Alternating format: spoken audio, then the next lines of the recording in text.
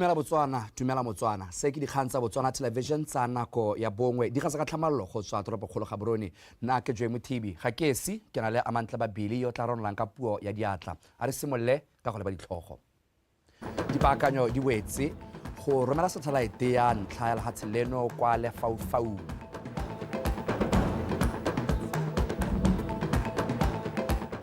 Dipatlisiso tsa se se bakileng go gosomana ga borogo jwa Jerusalema kwa Moshopa di simolotse tsatsi la gompieno. Fa mafatshe a Europa le UK a kopana go kwala lenaneo la go fedisa ntwa ya Ukraine le Russia. Motswana wetso nkamogele. Tautona Advocate Dumaboko go rogile kwa Los Angeles, California go ribolla le go romela satellite ya ntlha lehatshe la Botswana ya Botsat 1 kwa lefaufau mo bekeng eno. Mo potsotsong le matona maphata ditlhaeletsanyo le ditlhamo ga mmogo le thuto e kgolwane ba patileng tautona mo mosepeleng o ba kaile botlhokwa jwa tshimolodiso ya maranyane a re utlwa pego ka Otshilong Kabetse o begang a le kwa Los Angeles, California. Maranyane a satellite kgotsa space technology a tumile lehatshe ka bophara ka ataka ditharabollo tsa dikgwetho tse di lebaneng mahatshe le dithamo tse ka tsone di ka gogang go thabologa ga one. Lehatshe la Botswana le ta dira ditso kgwedi eno ka go ribolla le go romela satellite ya ntlha ya lehatshe leno ya Botsat 1 kwa lefaufau mo Los Angeles, California e le toropo e ka yone e tubileng bobe ka dikhamphane tse di dirang le maranyane a ka bokete. So re tile mo maranyaneng a SpaceX go ta go lebelela yone boranyane jo yaanong ja camera ja satellite bo ta bo ya go lefaufaung le bo ta bo dukologa bo heta ka lehatshe la Botswana ga rataro mo letsatsing yaanong ha bo heta yana mo lehatsheng la Botswana ka kare ke camera e ta be re bontsha dinepe tsa gore go diragala mo lehatsheng la Botswana so dinepe tse di ta bodile botlhokwa mo go rona le ba re boranyane.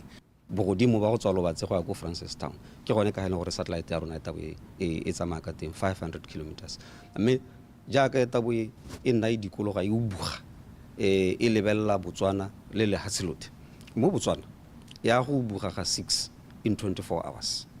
Re sologetse gape gore satellite ya rona e tse about 7 years botshelo ja yo.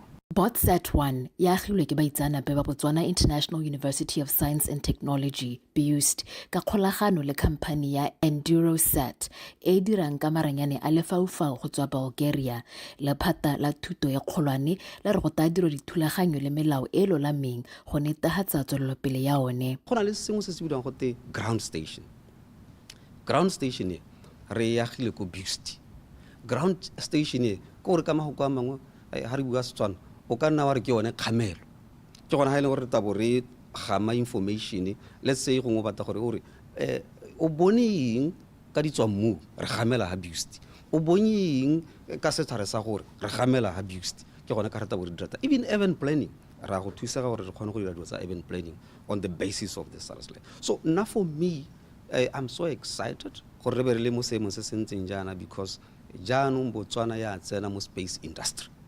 Nna le ba le phatala se re simolotse go akanya gore jaanong re tokagatse melao ya space technology. Yaanong maikelelo a rona go a go pele ke gore gongwe mo nakong e tang re te re nne le Botsat 2 Botsat 3 yaanong Botsat 2 le tse di latelang maikelelo a rona ke gore re itebaganya le ya communication o ta itse gore satellite e tabe sa amane thata le dithaeletsanyo.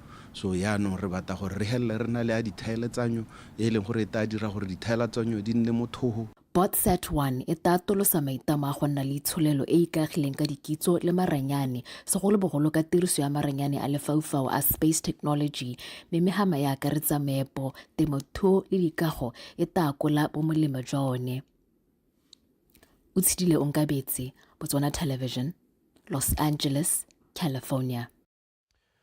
Batho ba le bantsi ba tsweletse ka go fitlhelwa ka mogare wa HIV kwa kgaolong ya Kgatleng mo ngwageng o fitileng. Batho ba le 577 ba fitlhetswe ka mogare wa HIV mme mo go bone banana ba ne ba le 257 fa bua kwa tshimolodisong ya kgwedi ya banana le letsholo kgatlhanong le HIV and AIDS. Tona ya banana le bong Melesego Chombo o kopile banana ba motse wa Mathubudukwane kwa Kgatleng go tsaya boikarabelo jwa botsogo jwa bone. A re tlapego ka Jessica Pilane. Mo maitekong a dingwaga di le dintsi tse puso e ntse e lwantshana le mogare wa HIV and AIDS, kgaolo ya kgatlheng e santse iphitlhela e amiwa ke mogare wa HIV and AIDS ka bokete, segolo jang mo bananeng. Dikgang di tshwana le letlhoko la ditiro, kgokgontsho ya bong, go ima ga banana ba ba dingwaga tse di kwa tlase le go gweba ka mmele gareng ga tse dingwe, go tlhalosiwa fa go amangwa le kanamo ya bolwetse jwa HIV and AIDS. Ngwaga le ngwaga go nna le mokgatla kana motswana yo o nnang mo kgatleng yo angwang ke mogare o mošwa ba le 257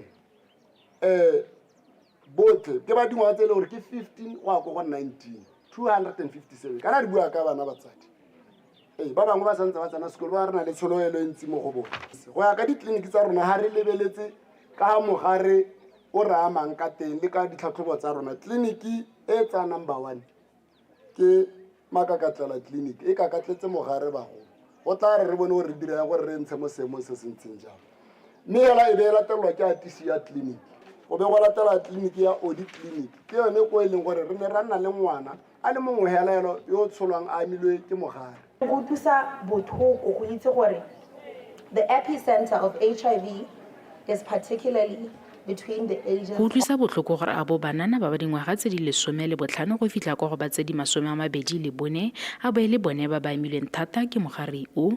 Ka jalo re le puso re ikaelela go lwantsha dikgwetlho di tshwana le letlhoko la ditiro ka re itemogetse gore ke tsone tse di tlhotlhoeletsang gore mogare o that is really leading to various social ills and tampering with the health of young people. Moletsa wa letsatsi go tswa mo dibuing ka go farologana ya nna gone gore botsogo ke boikarabelo jwa motho mongwe le mongwe. Mo botshelong o tshwanetse gore o ithate go gaisa ka ga o ratang motho mongwe ka teng o ka ske o he mmele wa gago o tsenya mo diphatseng out of love. That is not love. Ke boikarabelo ba rona gore la go ka tsotsa mo lapeng le humanegileng si inela batho ya ba ka gore wa tswa mo lapeng le humanegileng. I want to look at bagolo.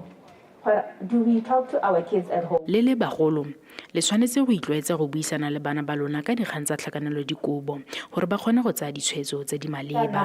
It's a taboo to talk about these issues because their mental health is going down. Ari tsweleng ka go itlhokomela bonnaka ha go pala o tlogele ha le gore o sentse o se ready for dilo tseo ha go pala o tlogele. Setšhaba se kopia go tshwaragana le puso go fedisa kanamiso ya mogare wa HIV and AIDS ka go itlhokomela le go dirisa mananeo a botsogo go netefatsa gore ga go nne le mogare o mošwa wa HIV and AIDS.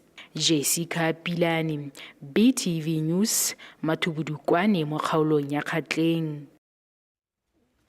Tona wa dikgaolo le ngwao re ke Tlhalefile Motshekgwa a re lephata la gagwe le itlamile go lwantsha le go fedisa tshenyetso setšhaba jaaka le le mo mosepeleng wa go neela dikhansele dithata tsa go itsamaisa.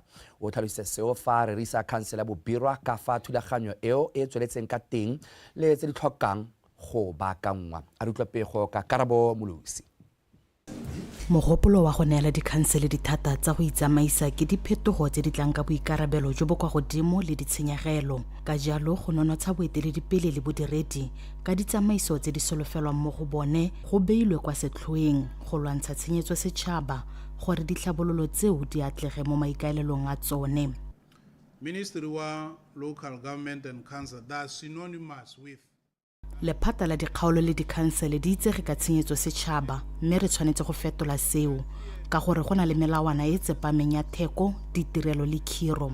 Re tla dira molao o re tla wa abelanang le lona o kaelang gore khansele e nonofileng e tshwanetse go tsamaisiwa jang. An effective and functional council e tshwanetse gore be le entseng jang e operator e dira ka tsela e ntseng jang. Seabe sa baeteledipele jaaka makhanselara le kemonokeng ya bone mo mosepeleng o wa ditlhabololo se le mogwa se le botlhokwa. As new councillors running a new full district, maikaelelo a rona ke gore re go nna le boikarabelo jo botona mo go lwantsheng corruption ye. Corruption e dirwa ke rona babereki ebile ka hetswa ke rona babereki mo diofising. Re tla leka ka bojotlhe go thudumela re le makhanselara gore ditirelo tsa puso di dirwa ka nako ebile di neelwa ba ba maleba gore re kgone go tsenela le tsone dithuto tse di tseneletseng go ka nna le boitemogelo ga go ta diprojekte tse di rileng ko motseng wa rona cause ne setse re na le boitemogelo jwa gore some projects di ata mme ga di helela mo tseleng yaanong so se boela ko rona re le makhanselara goreng ke rona tshwanetse re be re bona gore bothata jwa go di-project be di sa wele sentle di a bo di dirilwe ke eng.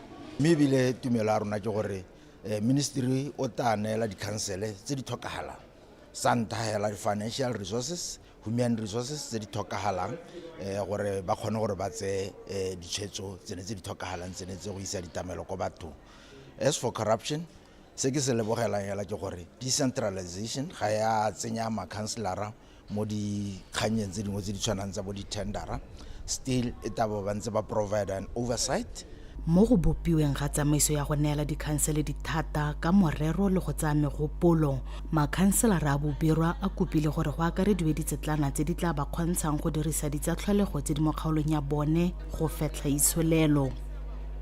Karabo Molusi, BTV News, Bobonong. Mogopolo wa go neela dikhansele dithata o tla di ba mo tshiamelong ya go akarediwa mo molamotheo wa lehatshe leno. Re ke tlhaifile motshego a tlhalositse seo fa ba khansele ya Selebe Phikwe mo nakong ka mogopolo o. Karabo Molusi wa tswalla. Go bo dikhansele di tlhangwa go ya ka molao wa dikgaolo go lemogwa go ka kgoreletsa katlego ya mogopolo wa go neela dikhansele dithata le maikemisetso a one. Local authorities or councils don't have constitutional location in terms of their existence. Dikhansele le makalana a mananatso ga di akarediwa mo molaomotheong wa lefatshe ka jalo ga di tsewe boikarabelo jwa tsone mo go one. Di tlhamilwe ka molao wa dikgaolo o e leng gore dithata tsa one di mo go tona mme kgwetlho ke gore a ka di phatlalatsa nako nngwe le nngwe. In the form of the minister who with the power to create councils, he may dissolve them anytime. Go tsamaelana le molao, makhanselara a Selebe Phikwe a ntshitse kgakololo ya gore diofisi di tshwanetse ga molaodi le tsa ka boditsha le tsone di okelediwe dithata gore ditshwetso le ditlamelo tse di isiwang kwa setšhabeng di seka di a tsaya nako e telele. Mme go na le matshwenyego tona a ba tshogang gore gongwe dikhansele ha re ka di ha dithata tsa go itsamaisa bona gore di palelwa ke go collecta bo service levy, di palelwa ke go collecta di-rentale gongwe di phuphame hela within a month go bo gote babereki a ba duelwa ebile re di okeletsa boikarabelo yana a se gore ka moso ditsompelo di thaele. E tsela gore ke nako ministera ya gore a makhanselara ba tsamaye ba go benchmarka ko mahatsheng a mangwe a setseng a ntseng a dikhansele tse le gore di ntse di ikemetse re kgone go dira dilo tse le goreng ditata di thusa setšhaba sa rona sa toropo ya rona Selebe Phikwe. Kgang e nngwe gape ke ya budget ya rona gore e re ha o ntse ka kwa o ntse o lebeletse ka kwa o re kopele mo go botokanyana mo khanseleng ya rona Selebe Phikwe ka le itse gore kana tota ne re le batho ba go ne re ikagile ka dio tse ka maine o no a tswala. Local governments, that is councils, in a devolved system. Mo tsamaisong e tlhabologileng, khansele e tla boena le boikarabelo jwa go dira melao e itebagantseng le matshelo mo dikgaolong le go diragatsa dikeletso tsa puso go lebilwe thata le tlhoko le le mo kgaolong ditlhabololo tse di beilweng kwa pele le di dirisiwa tse di leng teng. Consideration their unique local needs, priorities and resources. Tona Motshego o solofetse go rola pego ya ka fa morero o tsamaileng ka teng mo dikhanseleng kwa khuduthamageng ya ga Tautona pele mogopolo ya go buisanwa kwa parlamenteng le go tseelwa ditshwetso. Karabo Molusi, BTV News, Selebe Phikwe. Dipula tse di mashetla tse di neleng kwa motseng wa Moshopa ka maitsebo a matlhatso di bakile gore nngwe ya ditsela tse di tseng di dirisiwa go tswa mo motseng wa Moshopa go ya Kanye e feta mo godimo ga noka ya Hatsalata di tswalwe borogo jo bo tswalwa jana morago ga gore motokara wele mo go jone jaaka bone bogosomana mokwaledi wa khansele ya Moshopa re Edwin Pheko a re ba belaela gore go tsengwa ga pipe mo bontleng bongwe jwa borogo jwa noka ya Hatsalata di bosheng go ka tswa go bakile khosomano ya karolongwe ya borogo jo morago ga dipula tse di mashetla tse di neleng kwa motseng o ka matlhatso. Re Pheko buile seo ka Sontaga dipatlisiso tsa se se bakileng go gosomana ga borogo jo di simolotse tsatsing jeno. Mo approaching ya Calvet ke gona ha tsela ya rona e gagwileng teng go lo ho ke supe gore go na le project e ne hita ho ya sanitation e neng ba bora ka hatlase ya no ya yona disturbance eo ra ipeletsa gore ke yone ne a dira gore strength sa lona lehelo le la culvert e be le gore le nna bokoa yaanong metsi a ba ipatlela phatlha ba heletsa a kgonne go phunya ba tsa sengwe le sengwe go ha re leng teng ha re mo matsenong a Moshopa ha junctioning e bidiwang go te ya Mogau ga e ralla motse wa Moshopa ke tsela e bidiwang ya Pilane mme re theositse dikoloi gore ha o tswa Kanye o ya Gaborone le o tswa Gaborone o ya Kanye e be le gone tsela e dirisiwang ka jana gona le tsela e re santse re tswetse ka nakwana.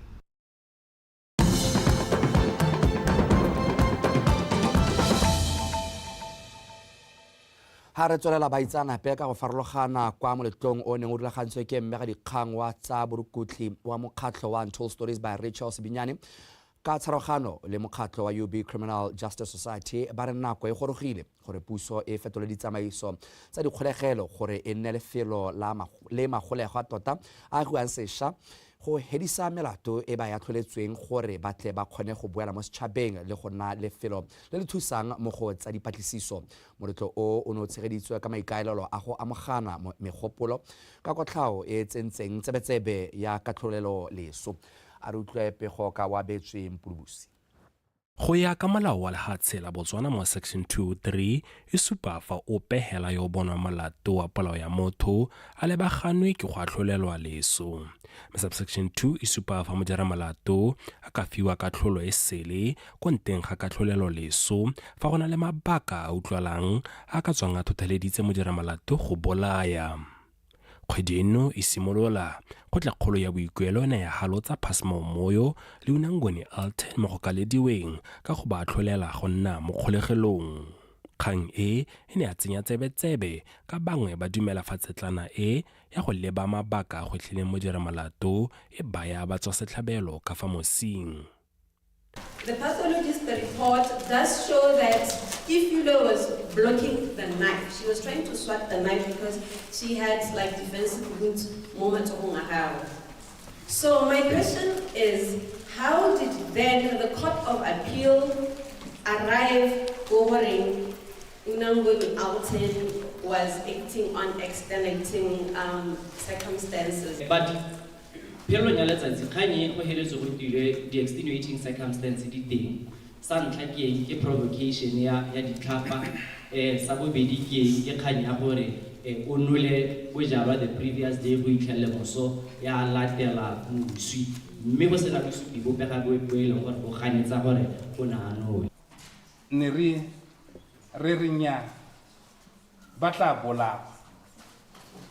It was 17 hatwe gompieno ba 14 gora gore ha ile gore ono o rile pholo ya gago e mo gore ba bararo ba kalediwe gora gore ga wa gola.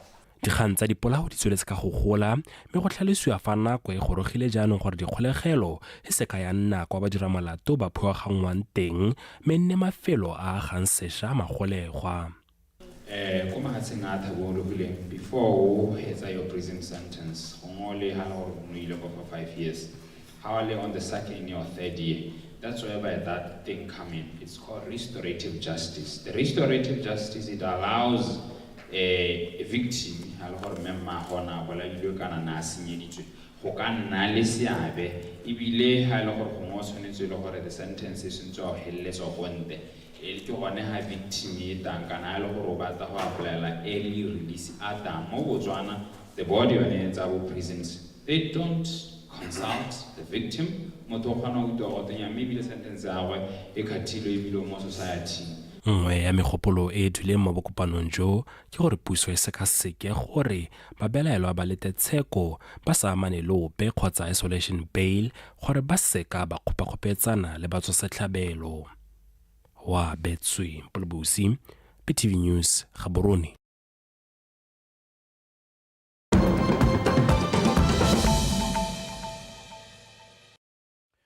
ha re ba tsamatsa sele tautona wa Ukraine Volodymyr Zelensky o supile fa dipuisano tsa tumalano ya kagiso di tla akaretsa Amerika morago ga phuthego ya boeteledipele ba mahatsha a Europa ka Sontaga. Zelensky a re o ipakanyeditse go saena tumalano ya go fa lefatshe la United States ditshwanelo tsa ditswammung tsa Ukraine, mme o na gatela gore ga a kitla a fa Russia bontlha bongwe jwa lefatshe la gabo mo tumalanong ya kagiso.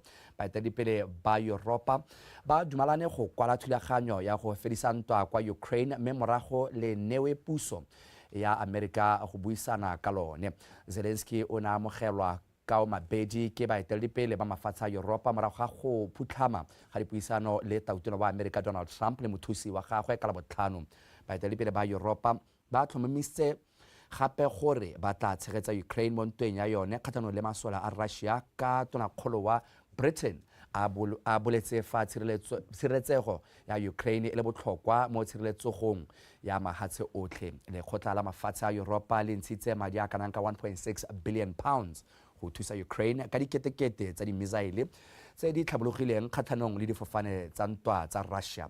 Mafatshe a Britain a setse a admisitse la Ukraine 2.6 billion pounds go tokafatsa itshireletso ya lone ka matlhatso.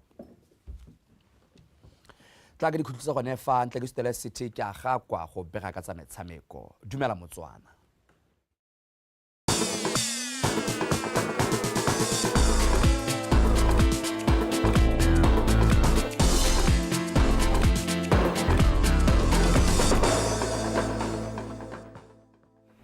ya morago tlhako e gata ha ya pele e gatileng teng yo sa tsenya go feta ke je mothibana gona le dikgang tsa go tsa Setswana ke tla go wena ka tsa metshameko ke bidiwa hela go City ke a ga kwa mme re ditseletsa jana setlhopha sa basketball sa Fear of God se fentse sa Aspire Alex ka di basket di le 3 go tse 5 go fenya letlhakore la basimane ba ba ka fatla sa dingwaga tse di le 10 le bofera bobedi la khaisano ya Hope Warriors 3-on-3 basketball tournament.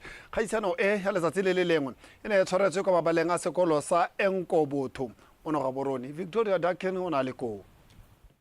Setlhopha sa Fear of God se kgonne go fenya metshameko ya sone yotlhe ka botlhano go iponela phatla go makgalakganyeng fa Aspire Alex bone ba fentse le meraro mo go e metlhano mme ba latlhegelwa ke le mebedi.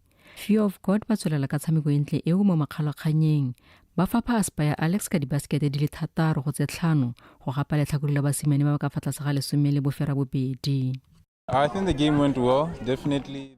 Motshameko o tsamaile sentle ebile ke lemogile gore basimane ba ka dira go feta fa jaaka fa re bone tshameko ya bone entle gompieno. Ke motlotlo gore ba kgonne go fenya metshameko ya bone yotlhe. There's more to come. Generally, the team played well, but we want to obviously encourage them because ka kakaretso setlhopha se tshamekile sentle mme re batla go ba kgothatsa go dira go feta fa mo nakong e tlang ka ke itse fa bana le bokgoni ba santse ba tlhokana le go baakanya motsamao wa bone mo lebaleng gore ba kgone go nosa gantsi ka gore re ne re na le sebaka se sentse sa go nosa mme ra retelelwa ke go se dirisa. up and down the court to get into spaces and to score consistently because we did miss a lot of attempts. Mo motshamekong wa mongwe wa basetsana ba ka fa tlase ga 16 setlhopha sa Elite Academy and 1 se fentse letlhakore le mo morago ga raswanya sa BW team ka dibaskete di le 15 go tse 5. It was very exciting. The kids did very Motshameko o kgatlhisa ebile setlhopha se tshamekile bontle ba ne ba leka ka gotlhe go fenya ka bonosi ntle le dikgakololo tsa me. far beyond I could imagine. We made it very far actually because I didn't expect us to make it. Re ne re sa solofela gore re ka fitlhelela kwa makgalakganyeng. Re tla tshwanela ke go dira diphetogo di le mmalwa mo tshamekong ya rona gore re kgone go fenya mo nakong e tlang. It's good. It's a tactical game, you know. Basketball now 3v3 is an Olympic sport, so it's something that's great also for player development. Motshameko wa basketball wa 3 versus 3 o setse wa akarediwa mo metshamekong ya di-Olimpiki. Ka jalo re batla gore batshameki ba ikamanye le one. Mo godimo ga moo re thusa batshameki gore ba tswelele ka go tshameka ba santse ba letile paka e ntšha. Alive, even when it's off season. Mo maduong a mangwe e le basimane ba ka fa tlase ga 16 setlhopha sa BW Team 4 se fentse sa BW Team 1 ka dibaskete di le 17 fa mo basimane ba ka fa tlase ga 14 sa Hope Warriors 1 se padimotsa sa Team Shush ka dibaskete di le 15 go tse 5. kgaisano e ne rulagantswe ke setlhopha sa Hoop Warriors Academy e ne akaretsa ditlhopha tsa basketball di fera bobedi di phadisana mo letlhakoreng la basimane ba ba ka fa tlase ga 12 16 le 14 ga mmogo le basetsana ba ba ka fa tlase ga 16. Victoria Dakin, BTV Sport, Gaborone. Me fa re tswelela go ntse le thokwe wa setlhopha sa Joining Cycling Club ke ene mampodi wa kgaisano ya mabelo a dibaesekele ya BPC CEO Cycling Challenge ene e tshwaretse kwa Bogobane ha sena go fetsa lebelo la gwe la 120 km mo nakong e ka fa tlase ga di-order di le pedi le sephatlo go Montso Sefako mo na le ko lebelo le le ne le simolola fa letamo la Mogobane mme le ralala metsantlhantlhe ra naka polokwe le go ya go boa kwa Kanye letlhoko yo e leng mampudi wa setšhaba mo dingwageng di le 5 mo karolong ya di-mountain bike o simolotswe lebelo le bonte a tsaya ketapele go ithaola mo bataboging ka ene go tsena kwa Kanye le go fitha a boa a goroga kwa Mogobane seo se netefatsa fa a fetsa mo maemong a ntlha go ka ikgapela 7,000 pula mme mabobedi la boraro a tsere ke mathogonono bothole le thata molale ba ba gorogileng ka nako e le nngwe metsotso e le 15 moragonyana. So my race today target to win. That's my target. I wanted to win. So I decided to work as smart and use enough energy because I climb so I can climb as fast as I can. So according to me, the race was tough to me because I break up early and then I went alone. So I'm not the win guy. But I managed today. Yeah. Thabo Sabelo wa setlhopha sa Team Swift ena a fenya lebelo leo mo letlhakore la badingwaga tse di kwa tlase ga 23 a sola morago ke re baone Khunofu wa Tsela Riders fa Phemelo Setshogo a feditse mo go a boraro Lobopokono wa Tsela Riders o na fetoga mo fenyi wa lobelo la 90 km mo letlhakore la bomme morago ga 2 hours and 6 minutes a latelwa ke Bakang Ibudilwe ka 2 hours 8 minutes fa morati wa Mathaope a wetse mo go a boraro ka 2 hours and 12 minutes.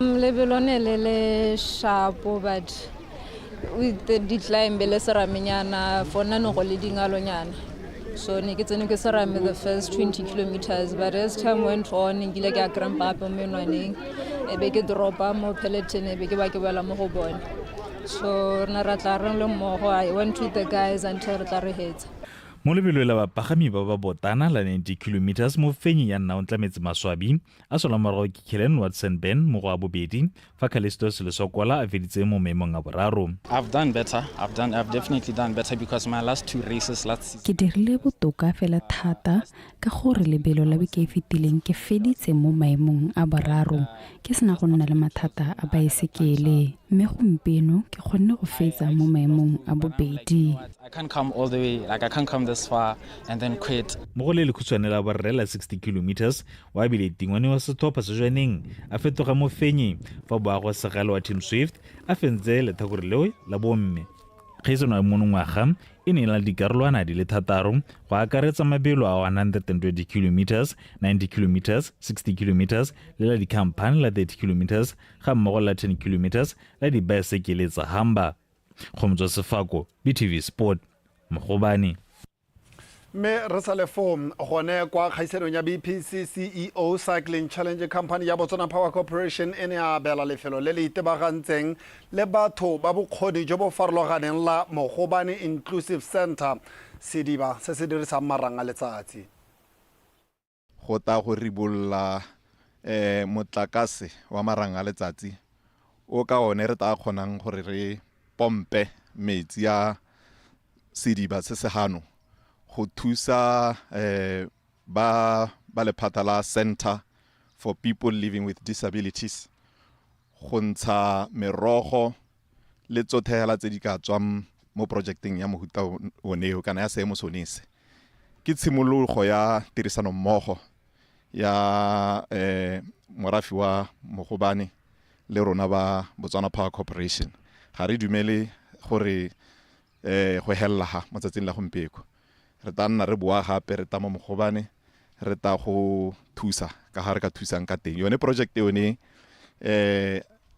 ya ka le bona se se tsetseng se dirilwe ke dumela ke re e ka gola ke tshimologo ya gore e kgone go ka gola ka bo yone jaaka ba tsha merogo e ba letlanelang goreng ba kgone le go rekisa ba kgonne le letseno le ka lone ba ka kgonang go atolosa one mafaratlhatlha one.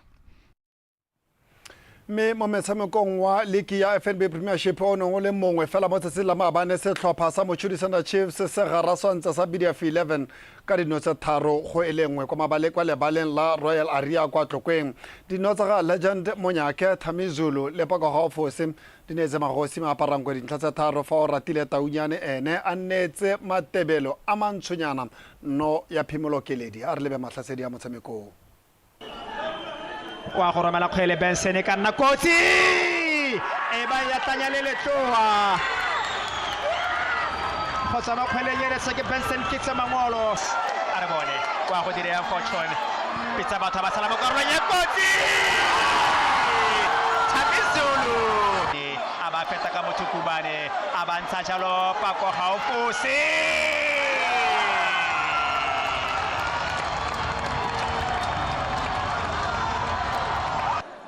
Mochudisana Chiefs BDF 11 ba leka go botla le yone go ka bula diphatla ba romela mo karolo ya kotsi Taunyane a ba sireletsa kgethala bobedi a ba bona jalo ya ntlha ya BDF 11 bona jalo ya ntlha ya BDF 11 ora tile Taunyane ya go thata gone ra bona gore go thata tota because gore if you look at games tse di tshamekileng tse di komorago tseno you can show gore re leka gore today I think it's not our players ga ba tshameka la senekana re instructions and re ba tshameka tsone because if you go defensing lo gore ba le striker di hit hela at the end but our plan is to at least re take up so today what are going to go defense is not our strikers. Well, people are just complacent. I think are just complacent in front of goal. I think the more chances they saw, coming their way or being created by themselves, thought it was too easy. Now more chances will come and come and come, and they were just too complacent, to be honest. So, and it is what it is. We won. We got 3 points. I'm happy about the points, and I'm not happy about the number of goals you scored. Motsala tsopego eo ya BDF 11 ga mogolo setlhopha sa Mochudisana Chiefs re tlisa go bokhutlong jwa dikgang tsa rona mo nakong ya gompieno ke leboge kgaitsedi ake a mantle Mary Babili yo ena na rela dikgang tse ka puo ya diatla se ra gore na le wena ra kgaogana la kamoso letsatsi ke le lengwe jo mothibi wa tla buile go tla go atolosa ba gare la tirelo ya letsatsi la mosupologo ya the daybreak go fitlhela re kopana gape tlhola sentle.